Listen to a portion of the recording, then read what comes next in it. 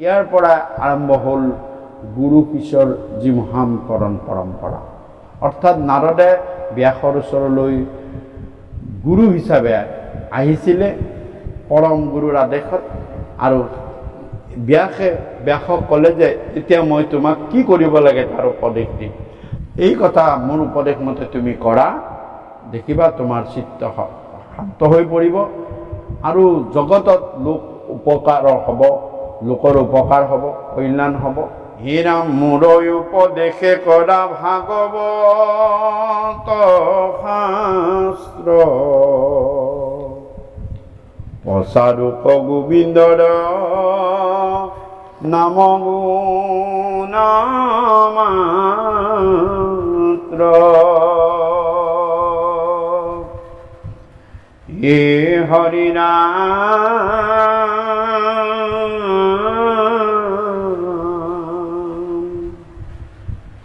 শ্ৰৱণ কীৰ্তন মাত্ৰ কৰো কণি শেষ, দূৰ হওক তোমাৰ নৰ মহা ক্লেশ,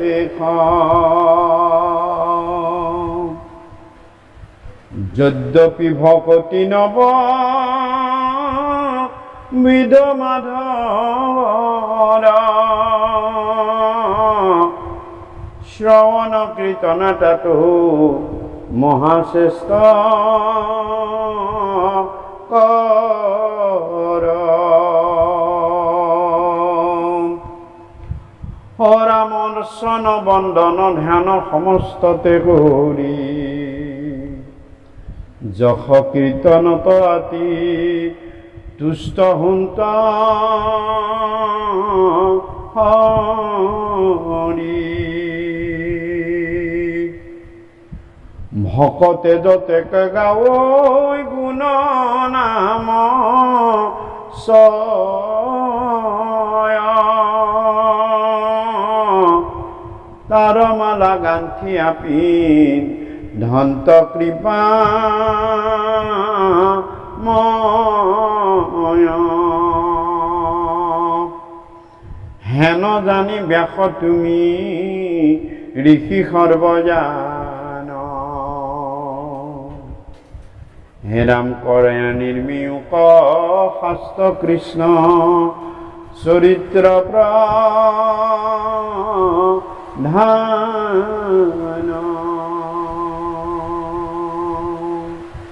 তেতিয়া ক'লে, হে ব্যাস তুমি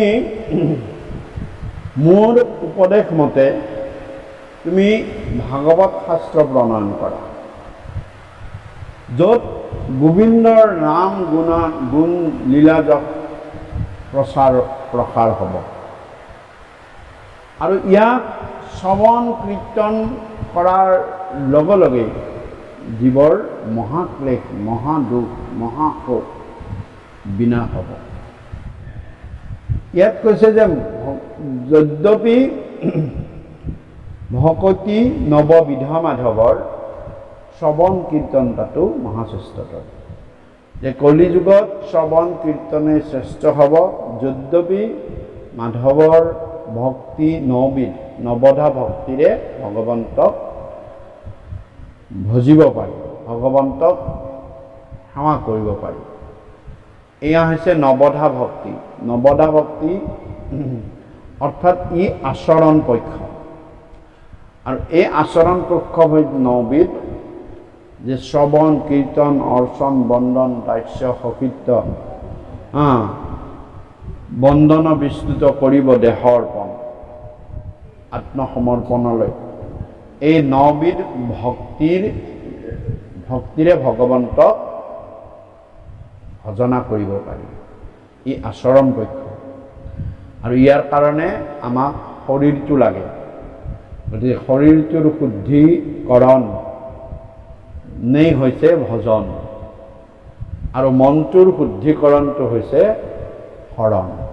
চঞ্চল মনক সুস্থিৰ আৰু একনিষ্ঠ ঐকান্তিক কৰিবলৈ আমাৰ শৰণৰ প্ৰয়োজন, আৰু এই শৰীৰটো সংস্কাৰী কৰি তুলিবলৈ ভজনৰ প্ৰয়োজন। গতিকে আমি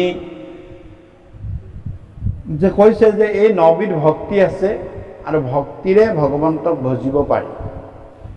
তাৰ ভিতৰত অৰ্চন, বন্দন, ধ্যান, ধাৰণা, সমাধি এইবিলাক যদিও কৰে, কিন্তু চবতকে শ্ৰেষ্ঠ হৈছে শ্ৰৱণ আৰু কীৰ্তন।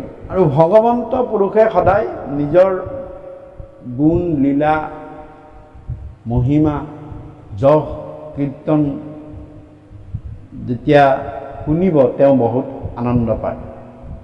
ভক্তিৰে যেতিয়া, প্ৰেমেৰে যেতিয়া তেওঁৰ গুণ, লীলা, চৰিত্ৰসমূহক কীৰ্তন কৰা হ'ব, শ্ৰৱণ কৰা হ'ব, তেওঁ কয় যে এইখিনিহে তোমালোকৰ, বাকী সকলোখিনিয়ে মোৰ, তোমাৰ শৰীৰটোও মোৰ। অৰ্থাৎ প্ৰেম সহিত ভক্তিটোহে আমাৰ, যিটো আমি কৰিব পাৰোঁ আৰু বাকী আচৰণ কৰিব পাৰোঁ বা মনত ভাবিব পাৰোঁ।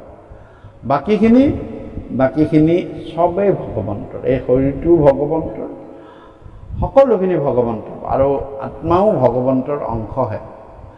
গতিকে কৈছে যে ইয়াতেই ভগৱন্ত সন্তুষ্ট হয় আৰু ভকতে যতেক গাৱৈ গুণ নামচয়, তাৰ মালা গান্থিয়া প্ৰভু কৃষ্ণ কৃপাময়ে পিন্ধে। গতিকে তুমি এইখিনি কথা জানি তুমি এখন শাস্ত্ৰ প্ৰণয়ন কৰা, এখন শাস্ত্ৰ তুমি সৰ্বজানে, এইবিলাকতো তুমি ঋষি ব্যাস তুমি ভালদৰে জানা, তোমাকনো মই কি ক'ম। গতিকে তুমি এনেকুৱা এখন শাস্ত্ৰ প্ৰণয়ন কৰা, এখন শাস্ত্ৰ লিখা, যিখন কৃষ্ণ চৰিত্ৰ প্ৰধান হয়, য'ত কৃষ্ণৰ জন্মৰ পৰা একেবাৰে বৈকুণ্ঠগামী হোৱালৈকে সকলো কথা বৰ্ণনা থাকিব। যিটো বাক্য নাই নাম কৃষ্ণৰ চৰিত্ৰ, উচিষ্ট গৰ্তটো কৰি সিটোয় পবিত্ৰ। হে কাক তুল্যকামী পুৰুষৰ তাতৰতি, ভকতৰ নাই তাত অভিলাষমতি।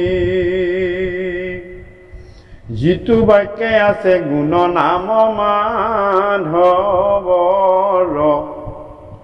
সিটো বাক্যে হৰে পাপ জনসমূহৰ।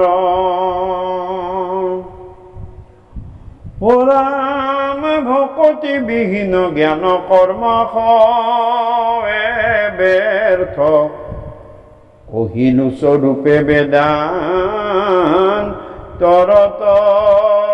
তয়ৰ্থ।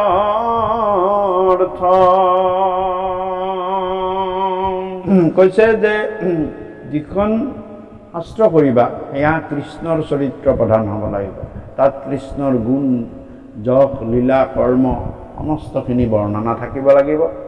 আৰু য'ত কৃষ্ণৰ কথা নাথাকিব, এইটো সেই শাস্ত্ৰ, সেই কথা সদায় উচিষ্ট গৰ্তৰ সমান, অৰ্থাৎ চোৱা পাতনিৰ গাঁতৰ লেখীয়া, অপবিত্ৰ। আৰু কাউৰীৰ যেনেকুৱা ভাল ঠাইত চকু নাথাকে, অকল বেয়া ঠাইতহে চকু থাকে। অৰ্থাৎ চোৱা পাতনিতহে কেতিয়া ভাত পেলায়, কেতিয়া বগা ভাত পেলায়, তাত যেনেদৰে চকু থাকে, ঠিক তেনেদৰে কামী পুৰুষসকলেৰো, কামনাৰে আৱৰ্ত সংসাৰ গৰ্তত পৰি থকা, মায়ামোহত বন্দী হৈ থকা কামী পুৰুষৰবিলাকৰো চকু অকল সেই কৃষ্ণ কথা অবিহনে য'ত থাকিব পাৰি, য'ত উচিষ্ট গৰ্তৰ দৰে, সংসাৰ গৰ্তৰ দৰে গাঁতটোতহে চকু। কৃষ্ণ কথা য'ত নাই তাতে তেওঁলোক ঘণ্টা ঘণ্টা কথা পতাব পাৰে, আৰু য'ত কৃষ্ণ কথা আছে তাত 5 মিনিটো তেওঁলোকে থাকিব নোৱাৰে। কিন্তু ভকতৰ যিয়ে কৃষ্ণ কথা বিচাৰি ফুৰে, সাধুৰ সংগ বিচাৰি ফুৰে, ভকতৰ সদায় সেই ঠাইতেই চকু য'ত কৃষ্ণ কথা থাকিব। য'ত কৃষ্ণ কথা নাই তাত তেওঁলোকে অকণমান সময়ো ৰখি নাথাকে। আৰু যিটো কথাত ভগৱন্তৰ নাম নামটো জড়িত নহয়, সেই জড়িত নহয় সেই কথাই সদায় পাপৰে উৎপন্ন কৰে আৰু হিংসাৰে উৎপন্ন কৰে, সন্দেহৰ উৎপন্ন কৰে, কণ্ডলৰ উৎপন্ন কৰে। কিন্তু যিটো কথাত কৃষ্ণ নাম থাকে তাত সদায় সুমংগলেই সুমংগল। কৈছে দশম স্কন্ধত যে সুমংগলে অমংগল কৃষ্ণ নাম বিনে, অমংগলে সুমংগল কৃষ্ণৰ কীৰ্তনে। য'ত সুমংগল হ'ব লাগে তাত যদি কৃষ্ণ নাম নহয় তেতিয়াহ'লে সেইটো সুমংগলে অমংগল হ'ব। আৰু যেনেকুৱা শুভ জন্মদিন পাতে, শুভ জন্মদিন পাতিলে তাত কৃষ্ণ নাম নাথাকে, পশ্চিমীয়া খ্ৰীষ্টীয় সংস্কৃতিৰে পাতিলে তাত কৃষ্ণ নাম নাথাকে, গতিকে সেই শুভই গৈ শেষত গৈ গৈ অশুভত পৰিণত হৈ যায়। আৰু য'ত অশুভ অমংগল যদি আছেও কৃষ্ণ নাম কীৰ্তন কৰাৰ ফলত তেওঁৰ বছৰটো শুভ হয়। অৰ্থাৎ শুভ জন্মদিন পাতিলে দেখিব বছৰটো অশুভই অশুভ হৈ থাকে, কিন্তু জন্মদিনটো শুভ বুলিয়েই পাতে।